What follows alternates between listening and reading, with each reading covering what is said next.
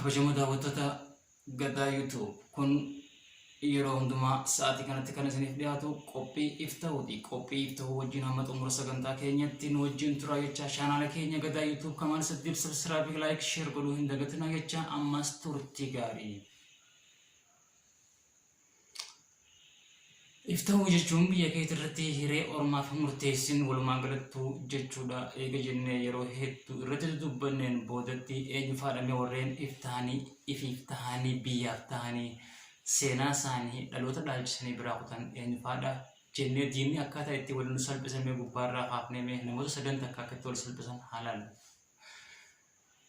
Jaalatamaa qabsaa'aa mirga dhala namaa kan ta'e Jeneraal Taaddasaa Birruu gootummaa fi hayyummaa isaa eenyu dhaalchisame jennee xiqqoo irratti haa dubbannu. Jeneraal Taaddasaa Birruu akkuma beekamu nadhii gammadaa gootummaa isaa dhaalchisee bira kan wareegame lubbuu takkittii qaalii qabu saba isaatiif kan kenne.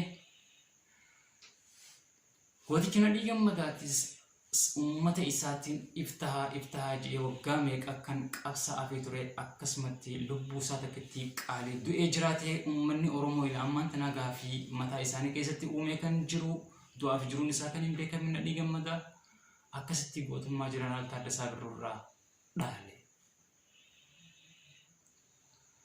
Artistii Daadhii Galaan gaafiin qabaa jee eessa kutee gootichi nadhii gammadaa mee isin naa deebisaa jeen war abbootiin gadaa gaafiin qabaa eessa kutee gootichi nadhii gammadaa gootichi ija barbadaa minaa hima abbootiin gadaa jedhee artii qabuun beekumsaa fi dandeettii qabutti fayyadamee kan uummata Oromoo guutuu gaafachaa ture gaafii uummata Oromoo keessa jiru ol baasee ifatti kan dubbate bakka cidhaatti waamamee laphee isaarra rukutamee rasaasaan du'uun isaa ni beekama.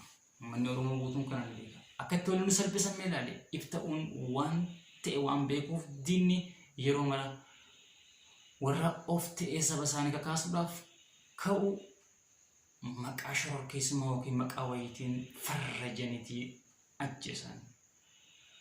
Sirni yeroo gootichi jirutti biyya bulchaa jiru.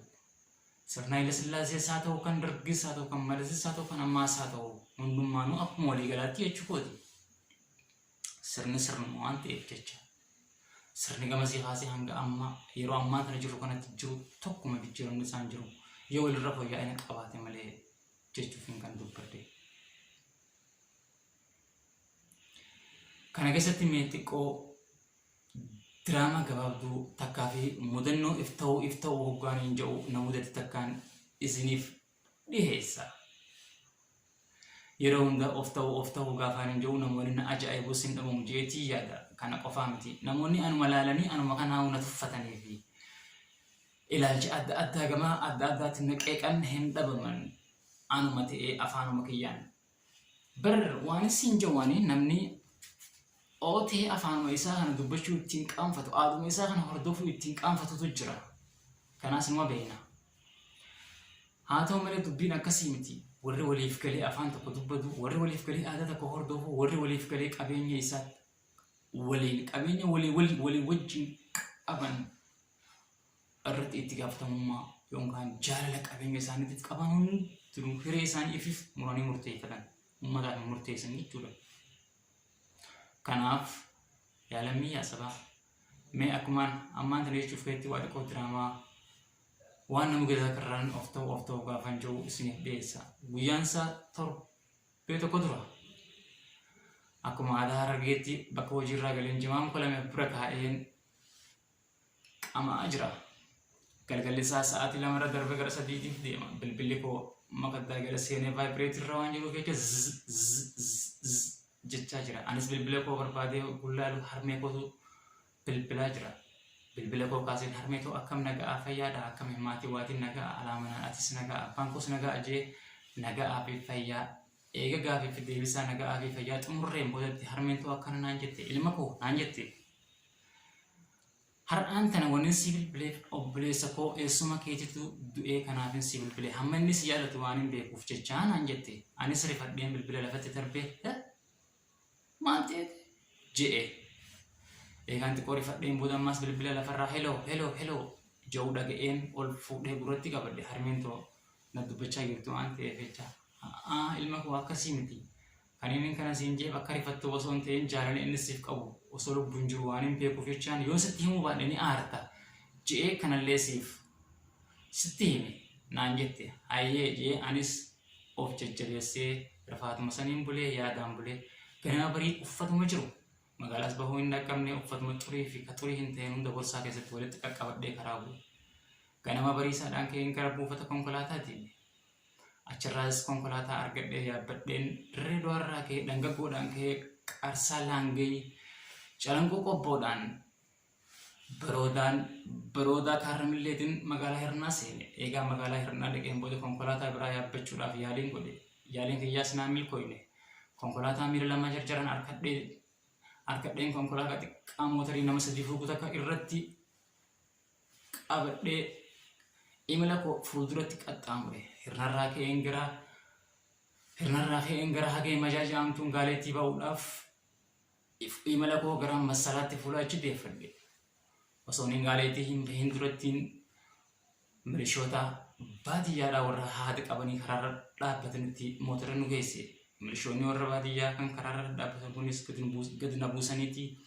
Aboo ati eessaa deemta? Eessarraa deemta? Ja'anii gaafii takka na gaafatan. Mee xalaa eenyummaa keetiitis baasi. Gariinis naan ja'a. Gariin immoo mee mattaawaqaa ni qabdaa? Kanaan ja'us isaanuma keessaa. Anis gariin ol siqee garuu muka lafaan dhadhahaa, ulee lafaan dhadhahaa qawwee dheertuu sana bobaa jalatti qabachaa gaddeeffachaa iyya keessa na lallaalani. Anis sodaadhee rifadhee maan irraan tana maalumaatu na mudate yaa harmee jechaa harka tokko kiisha keessa gaggaawwadhaa harka tokkoon xalaa eenyummaa kiyyaa ol baasee namicha wayiitti firraa kanne. Namichi kunis xalaa eenyummaa kiyyaa hogguu takka garagalchee hogguu takka keessa banee hogguu takka ofitti ol qabee hogguu takka ofirraa gadsiisee irra deddeebi'ee laalee aboo naan jedhe xalaa eenyummaa kee kana xalaa eenyummaa biyya kana keessa hin jirre waan ta'eef jecha qaama juntaa jedhamu yookaan shanee jedhamu biraa fiddee ati qoratamuu qabdaatti konkolaataa kanarraa gadi bu'ee je'ee gadi na buusee na teessise. Anis rifadhee har'aan tana maalumaatu na mudate jeen isaaniif gabbu'e. Mucaa mootoraan na oofaa na fideenis deem jaanii na biraa oofani. Ani immoo achitti hafeen ofirraa isaanuma bira taa'e. Gamaa gamanaan na qoqqoratanii waan naan ja'an dhabanii ani aboo ani nama naga'aati. Ani waan shanee jedhamus hin beeku. Juntaas hin beeku. Nin dhaga'ee malee jeeni. Egaan kana jeeniin booda namichi wayii afaan Amaaraatiin achi olii keessaa tokko na dubbise. Anta hin na'u naan jee abeet hin jeenanisi. Egaan jeen booda afaan Amaaraatiin gaafa takka eessarraa deemta eessatti deemta jee eegana gaafateen booda anis bakkaan irraa deemuu fi bakkaan akka deemus itti hime. Namichi immoo afaan Amaaraa yoon dubbachuu wayyaaf gammadee waan kudhu dhabee xalaa eenyummaa kiyyaa sanarraa fuudhe xalaa eenyummaa keetii urjinaala bakka fedhe si geessa bakka feete deemi anaas dura bilbila. Kana malees keellaan biraa waan jiruuf jecha hamma mana keetitti galtutti bilbilii qabadhuutii bakka rakkoon si geessatti naa bilbilii naan jee. Anis gammadee waan hin godhu dhabeen bilbila isaa irraa qabadhee maal hin deema je'ee isa gaafana anaatus si fu'ama mootoraatii hamma mana keetitti akkas geessu anaas si godha naan jee. Mootorichaas na waamee bakkaan jirurraa mootorichi na fuudhee naan qajeele. Anaan qajeelee hamma bakka luuccuu gurraa isaa ammas bakka keellaan akkasii jiru biraan hoggaa na gahu sanis bira dabalatti hin dubbanne. Ammas masalaa hogguunis seenaa magaalaa masalaa yookaan shanan dhugoota ammaan kana jaamtu kana hoggaan seenutti keellaan akkasumatti jira. Keellaa san biraas na dabarsee na hojjisee baadiyyaa mana haadhatiyyaa biraa hanga ga'utti mootorichuma saniin deeme. Eegaan deemee mana keenya dhaqeen booda harmeetiyyaa fi firoottan kiyyaa warreen sharaa taasisaa keessa jiruun hunda dubbisee gattaa'e. Yeroo inni achi ga'utti sa'a 10 irraa kuttee 10 takkaaf deema. Ani garuu kaniin karoorfadhee manarraa ka'ee ganama sa'a 4tti niin dhaqareef keessuma kiyyaan hin dhaqqabadha jee waa'een achirraa ka'e mudannoon akkanaa haratti waan nama dutteef achis gahuu hin dandeenye. Haa ta'u malee hoggaan achi ga'u harmeen tiyya naan jette. Ilma koo naan jette. Namoonni imala deemanii dhufan yoo abbaa gantaa ofirraa hin beeksifne yookaan hanga abbaa addaatti yoo wal quban qabaanne rakkootu sirraan irra gahaa. Ani immoo garaan koo waan nan dandeenye jecha ati irri kee fuudhee abbaa gantaa bira si haa geessu naan jette. Ati irri kiyyaas na fuudhee abbaa gantaa bira na geesse. Eegaan abbaa gantaa san bira dhaqeen booda bakka abbaa gandaa sanatti milishoonni baadiyyaa hedduun tokkoo fi waraanni baadiyyaa san heddummaatanichi bira jiran. Buufata xiqqaa sanatti hoggaan dhagu waraanni baadiyyaa kun aboo ati eessaa eenyuti eessaa dhufte yoom dhufte jedhanii waan hedduu na gaggaafatan. Abbaan koo garuu xiqqoo dhaabbatee nu booda irra ture. Garaan isaa waan dadhabateef jecha ooluu dhaqee jimaan cabsatee kan mana dhaqee qadaadaas fudhatee nafaan irra dhufe osoo hin turin. Abbaan koo osuma isaan gaafii kana gaggaafachaa jiranii ati eessa yoom dhufte maal dareedda jedhanii waan hedduu na gaggaafataa jiranii abbaan koo alarraa itti ol seenee kam ooltan akkam jee ol seene. Kootu taa'e gariinis jedhanii abbaa kootiin. Abbaan koo osoo gadi hin taa'in ani immoo rifadheen baara geecha keessa utaale. Gaafaan ol ka'u immoo hirriba keessaan utaale dubbiin abjuun harkatti taate. Akkanattiin abjuu akkanaa kana abjoome mee isin abjuu akkanaa kanaan maal jettan? Abjuu akkanaa kanaatu na mudate kunis mudannoo waan ta'eef jecha.